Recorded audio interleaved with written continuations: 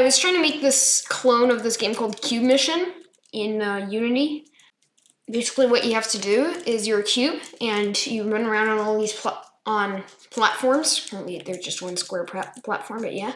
And the goal is to reach the win pile. But to do that, you have to collect some of the gems along the way. Some of them are blue, and so you, as the blue cube, can collect them. But some of them, you have to make the green cube collect them. That's your friend. When the friend is friends with you, it will never go more than one square away from you. So yeah, that's weird. And so you can kind of maneuver it around. And you were using path finding for it, right? No, all I did is just say if it's like more than 2 squares in whatever direction, just move it 1 square backwards in that direction.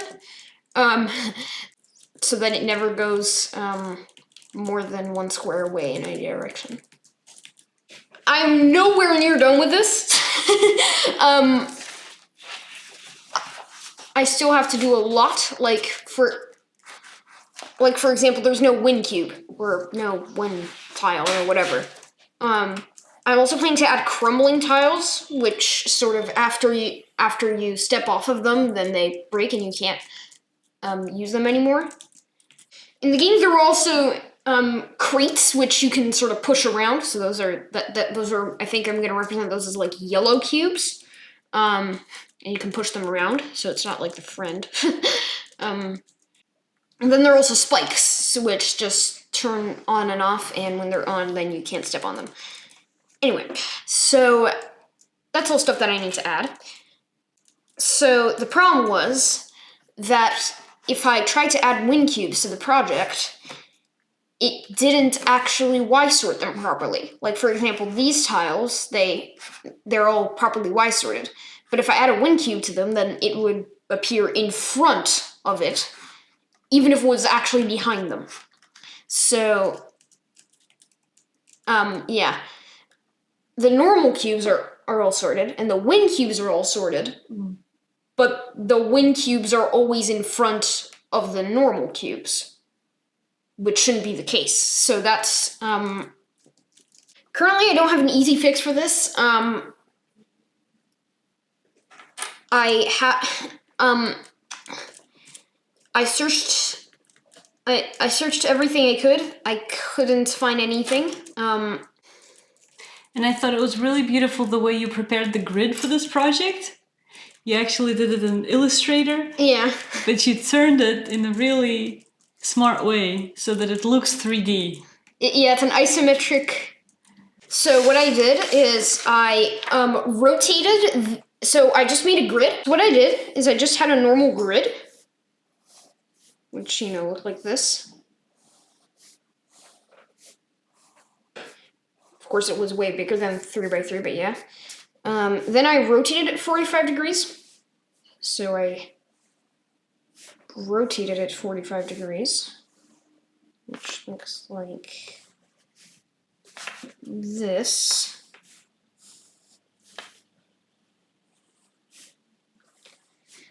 And then I squish it to make these all rhombi.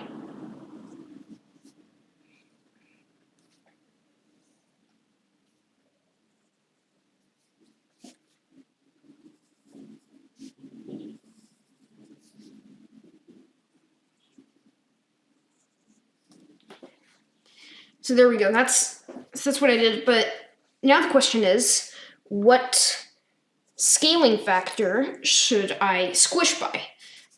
So I actually arrived at, so I'm going to call it X. And what I want to do is I want to make it so that every one of these rhombi, if you put like 3 of them together, they form a perfect hexagon. So yeah, that's what I wanted to do. Now, let's say that this length is 1.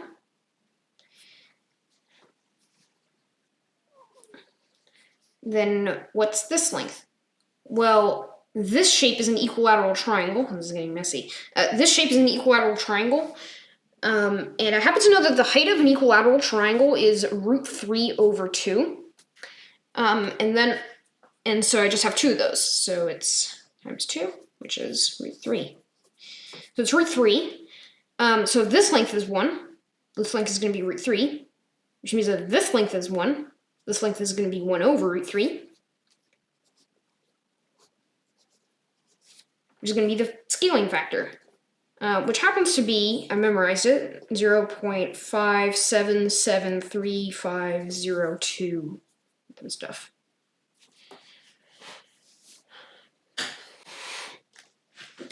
And this is what it looks like, right? Do you have it? Yeah, and so you can see each of these rhombi form, 3 of those form a perfect hexagon, and that's, and this is just the scaling factor you need for that.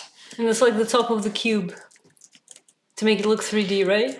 So you can see this is the grid that I used. By the way, there's just an empty shape here. There's just an empty rectangle. and the reason why I wanted that was so that I could export just that little area. Oh!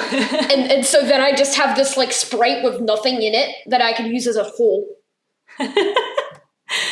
And how did you skew it this way? Exactly 1/√3. How did you like... So how I did that was I first just rotated it by 45 degrees. That's easy. And then I selected it, which is... As a layer? You should unlock it. I know, but then I did an object transform on it, and I scaled it down on the y-axis by this constant. Down on the y-axis by this 1/√3. By this constant, which I just calculated using calculator, and then I just typed it all in. Wow. Had to type the number in a number of times because that's because I also needed to do it for Unity once I actually implemented like the movement. Oh, really? Yeah. Once I implement the movement, because once I press up, it needs to go to the right 1 unit and up by this. Like, for example, if I'm here and up is in this direction, so that's to the right by 1 unit and then up by this many units. So that's why I also need that to implement the movement. Yeah. Do you hope that somebody can help you with what you... I do. With the win condition? Yeah. Are you going to like upload the code? I can. I'm still new to Unity, so I am completely new to this tilemap system. So I think this is a bug, that it's not Y sorting properly because it's most likely not what the user intends to do. But if anyone knows that it actually isn't, then let me know.